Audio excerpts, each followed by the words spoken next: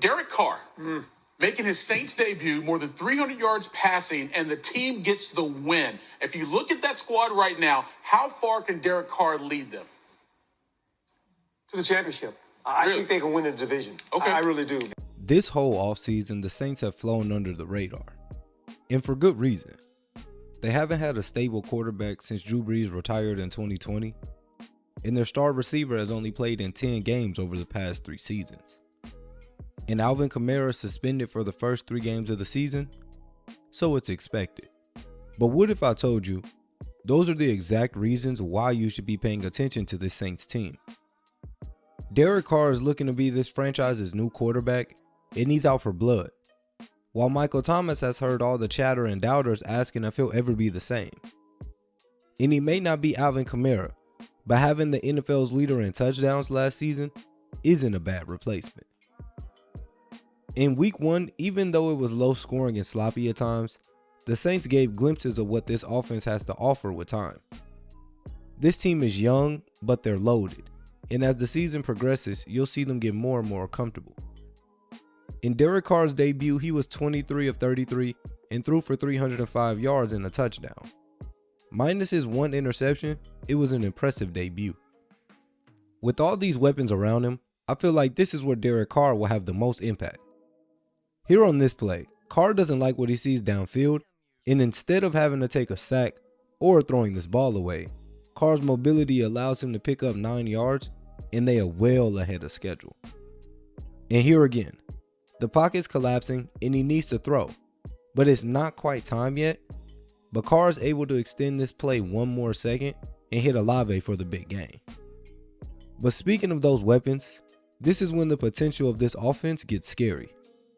They line up in this formation twice with Chris Olave in the backfield, and I can't help but imagine what this formation will look like when Alvin Kamara is back there instead of Jamal Williams. But these are the type of plays that you want to run for Derek Carr and this team. Simple, quick hitters that get your playmakers the ball. Because a playmaker can't make a play if there's no play to be made. And Derek Carr's deep ball was money, but we'll get to that soon. His quick intermediate game was what really opened up those deep shots. Chris Olave took no time to prove his rookie year was no fluke, as the Saints fan base can plan on cheering him on for many years to come, as he finished his game up with 8 receptions for 112 yards. This offense showed great potential, but to win a game and only score 16 points means that your defense was on another level. Last season, this defense gave up the 2nd fewest passing yards in the NFL and allowed the 2nd fewest touchdowns while also finishing 6th in sacks.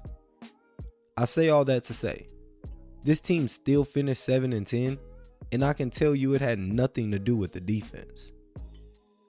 And in week 1, they picked up right where they left off. Now I know the Titans aren't the most stacked offensively, but your job on defense is to shut the opposing team down no matter how good or bad. And the Saints did just that. This Saints defense did not allow a touchdown. They intercepted Ryan Tannehill 3 times, sacked him 3 times, and stopped the Titans on 10 out of 12 third down plays. It was just a great day all around for this defense, and this play sums it up so well. This play is so impressive to me because there are so many options that it becomes hard to contain. The Titans are trying to run this RPO, but the Saints do a good job of getting penetration. And Tannehill pulls it and tries to hit the bubble screen, but if you look, the Saints stopped the run and covered all 3 receivers in man to force an incompletion on an easily executed play. That should give you hope for this defense. And if that play doesn't, I know somebody who should. Marshon Lattimore. Marshon, just like this team's play, has been a little inconsistent. But when healthy and locked in, Marshon is one of the game's best cornerbacks. And in week 1, he showed what he was all about, allowing only 2 catches while forcing 3 incompletions and coming away with this interception. The key to this interception is pre-snap.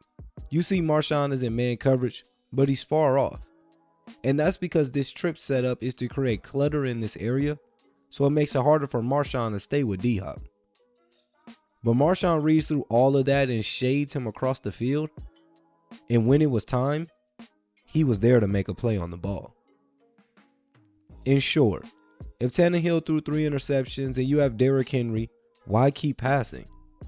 Well, because Derrick Henry had 15 rushes for 63 yards and no touchdown. Dominant performance by this defense no matter who the opponent. And sometimes when you're really rolling, you make the quarterback second guess himself and make bonehead mistakes downfield. But for Derek Carr, the long ball was the money ball. Take the first play of the game for instance. Carr knows he has one-on-one to the outside, and he also knows there's no better way than to build chemistry with your receiver than to connect on a deep ball. He and Mike Thomas were clicking early, and here you could see him look off the defense while waiting for Mike to sit in that zone. And he rifles it right in there when it's time. Rashid Shaheed is another one of this team's versatile weapons. He's a speedy slot receiver who complements Mike Thomas and Olave well, while also being able to make plays for himself. Of course, by now we've all heard the mic'd up between these two, but the execution is flawless. Rashid is so fast that all it takes is a little jab inside for the DB to let off the gas. And then you have Derek Carr manipulating man coverage with his eyes as these two hook up for the game's biggest play. The weapons this team has is the reason I believe people shouldn't be worried about the Saints, and why the Saints should be the favorite to win the NFC South. Derek Carr is a very capable quarterback who's played in playoff games, and he's went toe-to-toe with some of the best in the AFC. But when you have Alvin Kamara, Michael Thomas, Chris Olave, Jawan Johnson, Rashid Shaheed, Taysom Hill, and last but not least, Jamal Williams, you're in good hands. In week 1, we weren't able to see the full Jamal Williams effect, but what we do know is he led the NFL in touchdowns last year, and the game-sealing run defines his whole playstyle. Williams only had 45 yards on 18 carries, but his longest and most important run iced the game. It's still a very long season ahead of us, and the Saints could go on this magical run, or they could faceplant right in front of our eyes. But only time will tell. And if you enjoyed this video, be sure to check out my previous video as well, which is all about another team's dominating week 1 defense. Peace.